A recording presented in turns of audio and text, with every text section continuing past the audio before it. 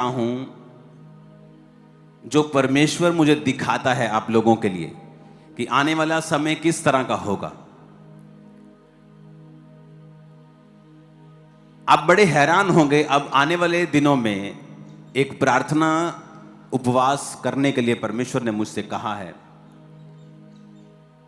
हम 40 फास्ट रखेंगे पूरी चर्च, और उन चीजों के लिए प्रार्थना करेंगे, उन देशों के लिए भी प्रार्थना करेंगे जहां पर गिराव आना चाहिए। जो लोग मसीह के खिलाफ हैं उन्हें उन जगहों से परमेश्वर हटाए। उन 40 फास्टिंग में और भी ऐसी चीजें हम प्रार्थना करेंगे। नॉर्थ कोरिया के लिए प्रार्थना करेंगे, और जो रिजल्ट फ्यूचर में परमेश्वर हमें देगा, आप शॉक्ड हो जाएंगे जो होने वाला है अभी आने वाले दिनों में। अभी गैर भाषा में प्रार्थना करते वक्त भी परमेश्वर का आत्मा यही बात कह रहा था कि चर्च अपने अधिकारों को पहचाने और वो प्रार्थना करना सीखे। क्योंकि मोस्टली चर्च में अगर हम देखें क्या वचन प्रचार हम करते हैं कि हमें परमेश्वर से किस तरह से मांगना है, हमें परमेश्वर से किस तरह से लेना है, मांगो तो दिया जाएगा। ये एक फर्स्ट टर्म के बच्चों के एग्जाम की तरह है। फर्स्ट टर्म जैसे नर्सरी, वो LKG UKG के बच्चों को हम सिखाते हैं। ये वो वचन नहीं है कि परमेश्वर आपको जो सिद्ध करने के लिए देता है। अगर आप इन बातों को समझ रहे हैं तो आपको समझ आएगा कि हमें मार्च महीने में तैयार रहना है। हालेलुया। मार्च महीने में बड़ी मीटिंग्स होंगी। उन मीटिंग्स में हम एक स्पेशल सीट भी अनाउंस मैं करूंगा उस बड़ी मीटिंग के लिए, क्योंकि चर्च ने पार्किंग की 3.5 एकड़ जगह ली है बिल्कुल सामने। अब पार्किंग की प्रॉब्लम सॉल्व हो गई। बिल्कुल सामने जैसे आप एंटर किया करेंगे, रोड की दूसरी तरफ आपको 3.5 एकड़ का पार्किंग प्लॉट मिलेगा। सारी वहां पर लगाएंगे, कोई प्रॉब्लम नहीं होगी। तो हमें तैयार रहना है। उसके बाद बीज के बाद और बीज के पहले ही 13 और 16 मार्च से पहले ही 40 फास्टिंग की डेट अनाउंस होगी। 40 दिन के रोजे हम चर्च में आकर प्रेयर में रहेंगे। आप लोग भी प्रेयर में रहेंगे।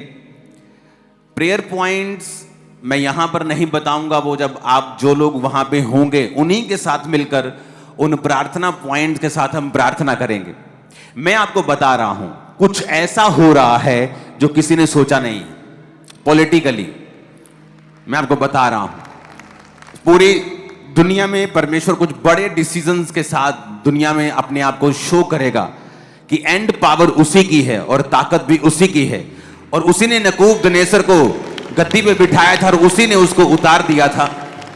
क्योंकि जब नबूकदनेस्सर, बाइबल कहती है, फूल उठा और कहा कि मैंने अपने ही ताकत और अपने इन्हीं हाथों की ताकत से पूरे साम्राज्य को बनाया है, तो परमेश्वर ने उसे गिराने का फैसला कर लिया। और बाइबल कहती है 7 काल यानी 3.5 साल उस पर बीते, उसके नाखून और बाल बढ़ गए और उसने बैलों के साथ घास चरी और वो पागलों के समान जीवन बिताया। और जब टाइम बीत गया और उसने आसमान की ओर जब निगाह उठाई और कहा, परमेश्वर तू ही है जो राज्य को देने वाला और तू ही लेने वाला है, तो परमेश्वर ने उसके राज्य को फिर से रिस्टोर किया, फिर से उसे वापिस किया। अब समय आ चुका है, हम प्रार्थना करेंगे पूरी चर्च के साथ मिलके, फास्टिंग के साथ, क्योंकि यह बड़ा इंपॉर्टेंट लेसन है। मोस्टली लोग क्या सोचते हैं, जो लोग आज अपनी प्रॉब्लम के लिए आए हैं, उनकी लाइफ में उनको हीलिंग चाहिए, उनके फादर उनको ट्रबल दे रहे हैं, फैमिली सेटल्ड नहीं है, फाइनेंस सेटल नहीं, उन्हें लगता है कि ये चीजें तो उन लोगों के लिए हैं जो लोग अभी पूरी तरह से टेस्टिमोनीज लेके बैठे हैं, जिनका फाइनेंस सेट है, जो बीमार नहीं है, जो सब कुछ ठीक ठाक हो चुका है, वो लोग इस चीज को रखेंगे। हम तो बस ले हैंड करवाने के लिए आएंगे और प्रार्थना करेंगे। आप जानते हैं बहुत से पास्टर्स भी ये प्रीच करते हैं, और अब मैंने भी प्रीच किया है कि मांगो तो दिया जाएगा। परमेश्वर ने कहा, जो तुम मेरे नाम से मेरे पिता से मांगोगे, मेरा पिता तुम्हें देगा। पर ये एंटायरली ट्रूथ नहीं है, ये पूरा सच नहीं है, ये आधा सच है। जब आप चर्च को आधा सच परोसते हैं तो चर्च को सुनने में अच्छा लगता है, और जब चर्च को सुनने में अच्छा लगता है वो सुन के चले जाते हैं, लेकिन जब प्रैक्टिकली उस वचन को वो फॉलो करना शुरू करते हैं, उनकी लाइफ में फिर रिजल्ट जब नहीं आता, फिर वो गिरते तो पाप में हैं लेकिन चर्च के मेंबर भी रहते हैं। और पास्टर को लगता है कि वो चर्च आ रहे हैं, everything is going well, but ऐसा नहीं होता है, क्योंकि आपको पूरा ट्रुथ, पूरा सच परोसना होता है। क्योंकि जैसे कई बच्चों को देते हैं ना, आप उनको प्लेट दीजिए खाने की, उसमें करेले भी हैं, उसमें हरी सब्जी भी है, उसमें आलू की सब्जी भी है, उसमें पूड़ी भी है, तो वो आलू पूड़ी खा लेंगे, करेला छोड़ देते हैं, कहते हैं हमें टेस्टी नहीं लगता। लेकिन उन्हें ये नहीं पता कि ये हरी सब्जी उनकी बॉडी के लिए बेनिफिशियल है। तो जब अभी तो मजा आ रहा है, अभी तो खा रहे हैं आलू पूड़ी, लेकिन जब उसके बाद में उनकी बॉडी में गड़बड़ नजर आएगी, इम्बैलेंस होगा, तब फिर वो बहक जाएंगे, शक करने लगेंगे, डाउट में आ जाएंगे कि ऐसा क्यों हो रहा है। क्योंकि आपको पूरा ट्रुथ खाना पड़ेगा। उस पूरे ट्रुथ में कुछ बातें अच्छी भी हैं जो आपकी बॉडी को अच्छी लगेंगी। Wow, ask and you shall receive, वो व्हाट ए वंडरफुल वर्ड, कि मैं मांगूंगा और पाऊंगा। यह है आपका पूड़ी आलू। अगला है ढूंढो तो तुम पाओगे, यह है आपकी हरी सब्जी, जो लोग चाहते नहीं हैं। वो ये चाहते हैं मांगो तो दिया जाएगा। पास्टर प्रीच करते हैं, लोग हैप्पी हो जाते हैं, वाओ वी आस्क एनीथिंग, कुछ भी मांगो तो परमेश्वर हमें देगा। लेकिन मेरी लाइफ में ऐसा नहीं हुआ। कई बार आप अपनी लाइफ में मांगेंगे, या किसी की आप एग्जांपल ले लें, आज कोई चर्च में बैठा मांग रहा है कि परमेश्वर मेरी मैरिज इस भाई के साथ, इस बहन के साथ, कोई भी इसके साथ, उसकी बहन के, कुछ भी मांग रहे हो आप कि इसके साथ हो जाए या उसके साथ हो जाए। लेकिन कई बार परमेश्वर की वो मर्जी नहीं होती और आप नहीं जानते परमेश्वर ने फ्यूचर में आपके लिए क्या रखा होता है। तो आप अगर पहले वचन में ही अड़े हुए हैं कि मांगो तो दिया जाएगा, तो आप जब परमेश्वर उस चीज को आपकी लाइफ में नहीं करेगा तो आप कहेंगे नहीं, ये वचन पूरा नहीं हुआ। क्योंकि इब्रानिया 11 उसकी 6 आयत में लिखा है, विश्वास बिना उससे प्रसन्न करना अनहोना है, क्योंकि प्रभु के पास आने वालों को विश्वास करना चाहिए कि वो है और वह अपने खोजने वालों को प्रतिफल देता है। Ask and you shall receive and seek, ढूंढो तो तुम। अब सेकंड पार्ट क्या होता है कि आपको परमेश्वर को ढूंढना होता है। अगर आप एक प्रार्थना कर रहे हैं कि परमेश्वर मेरी लाइफ में मुझे यह चीज चाहिए, परमेश्वर कहता है साथ साथ आपको मुझे ढूंढना भी पड़ेगा, क्योंकि परमेश्वर अपने खोजने वालों को प्रतिफल देता है। प्रतिफल का मतलब यह होता है कि जो आप मांग रहे हैं, हो सकता है कि वो डायरेक्ट चीज आपको ना मिले, लेकिन जो आपने मेहनत की है, जो आपने प्रार्थनाएं की हैं और प्रभु को खोजा है, उसकी वजह से शायद जो आपने मांगा था उससे भी 10 टाइम 100 टाइम बेटर चीज, अच्छी चीज आपकी लाइफ में परमेश्वर देगा और अपने वचन को वो पूरा करेगा।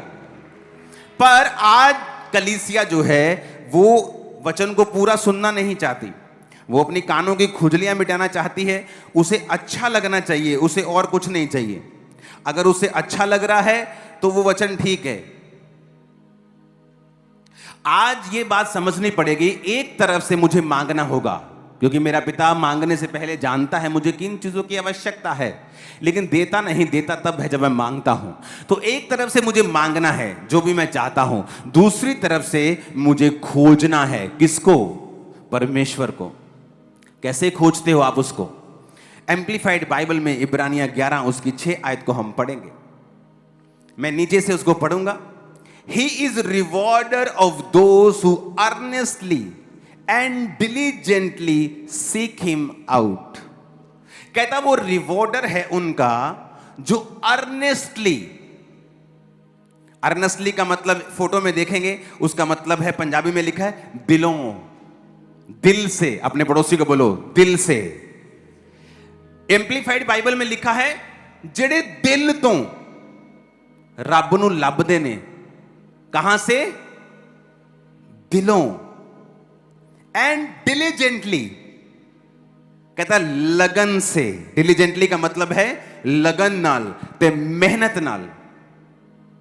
ਕਹਿੰਦਾ ਜਿਹੜੇ ਪਰਮੇਸ਼ਵਰ ਨੂੰ ਲੱਭਣਗੇ ਦਿਲੋਂ, ਲਗਨ ਦੇ ਨਾਲ ਤੇ मेहनत ਦੇ ਨਾਲ।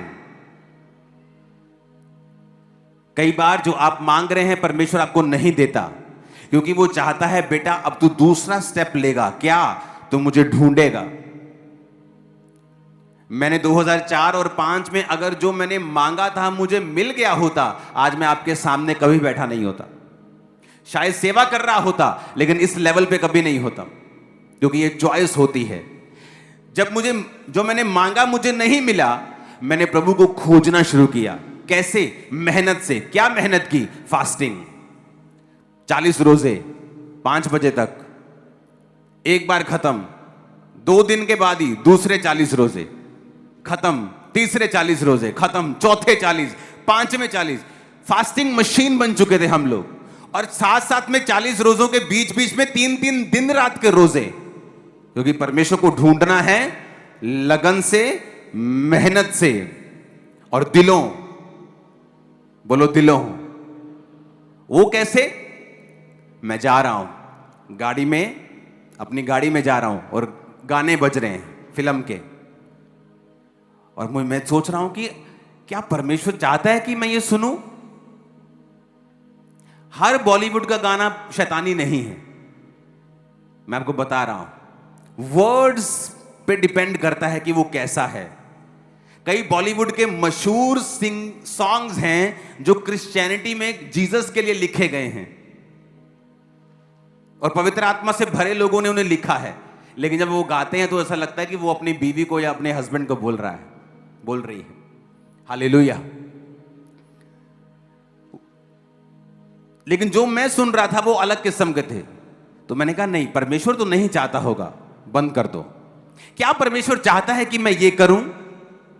क्योंकि अगर आप परमेश्वर को खोज रहे हैं तो आप दिल से चलेंगे। आपको जब दिलों आदमी दिल से चलता है, उसे पता होता है कि परमेश्वर नहीं चाहता मैं इस रिलेशनशिप में रहूं। वो चाहता है कि मेरा प्यार सिर्फ परमेश्वर हो। जब तक आपकी शादी नहीं होती आप सिर्फ परमेश्वर के हैं। दिल से खोजना, ये क्या परमेश्वर चाहता है कि मैं ये इनडायरेक्ट पैसे कमाऊं, चोरी करूं? क्या परमेश्वर ये चाहता है कि मैं अपने काम से चोरी करूं, कामचोर बनूं? क्या परमेश्वर चाहता है?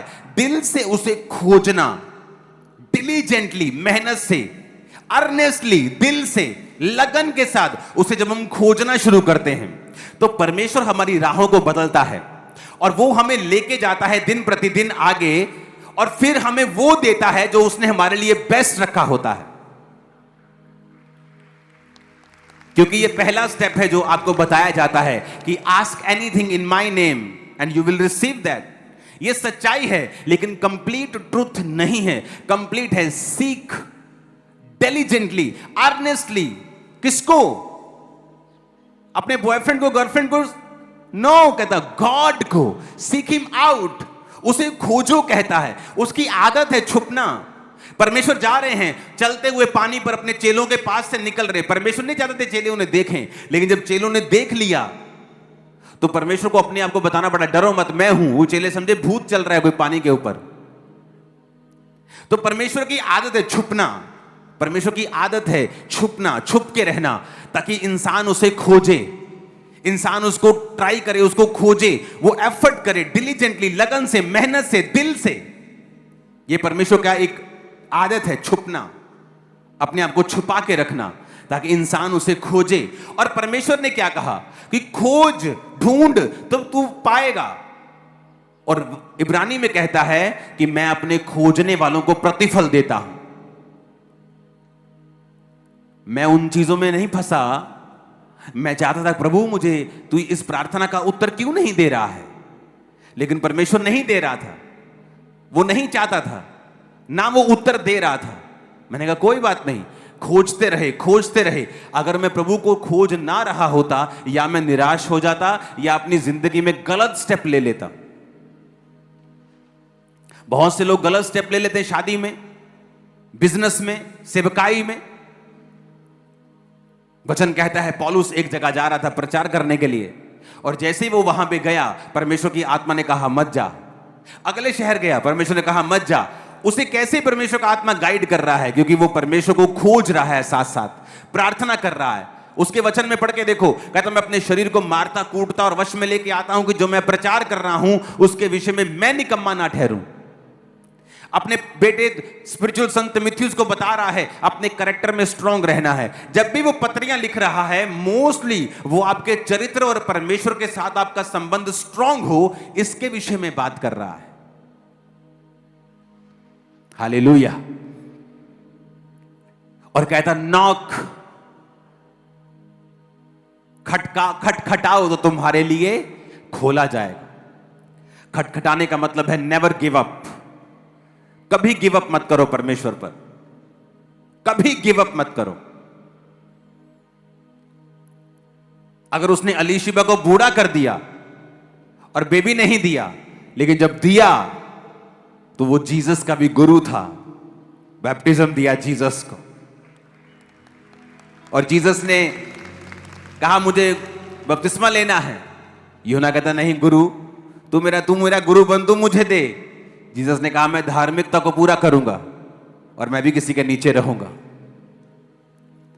जब परमेश्वर आपको कुछ लेट कर रहा है, वो समथिंग वेरी पेक्यूलियर, बहुत यूनिक और बहुत ग्रेट कुछ आपकी लाइफ में बना रहा है, जो आपको वो देगा। बहुत ग्रेट, जो आप समझ नहीं पा रहे अभी। मांगो, ढूंढो और खटखटाओ। आप मांगो अपनी हीलिंग को, अगर वो नहीं हो रही तो इसका मतलब परमेश्वर एक्सपेक्ट करता है कि आप उसे ढूंढें। क्योंकि अगर वो हर बार आपको मांगने पे देता जाएगा, आप कभी अपने जीवन की कमियों की ओर ध्यान नहीं देंगे। आप कभी नहीं देखेंगे कि क्या कमी, कहां कमी है, क्या मैं करूं। क्योंकि जब मैं मांगने में मिलता नहीं था तो परमेश्वर ने मेरी कमियां दिखाई। तेरी मेहनत कम है, तेरी फास्टिंग कम है, तेरी प्रेयर कम है। फिर मैं उस दिशा की ओर चल पड़ा जहां मुझे लगन से, मेहनत से परमेश्वर को खोजना था। अपनी लाइफ को भी साथ साथ परमेश्वर के साथ चलाना था। हर वो चीज को कट करना था जो परमेश्वर की ओर से नहीं है। हालेलुया।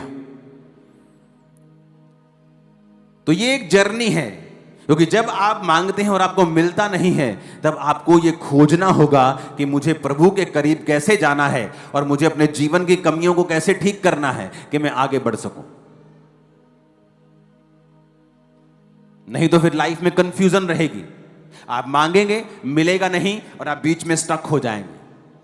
आप बीच में अड़ जाएंगे आप, क्योंकि अब आपको ये नहीं पता कि मैं मांग रहा हूं पर मुझे मिल नहीं रहा। अब मैं ना आगे जा पा रहा हूं ना पीछे जा पा रहा हूं। अब मैं करूं क्या? क्योंकि आपको सेकंड स्टेप आपको फॉलो करना पड़ेगा। ढूंढो तो तुम पाओगे, क्योंकि परमेश्वर अपने खोजने वालों को प्रतिफल देता है।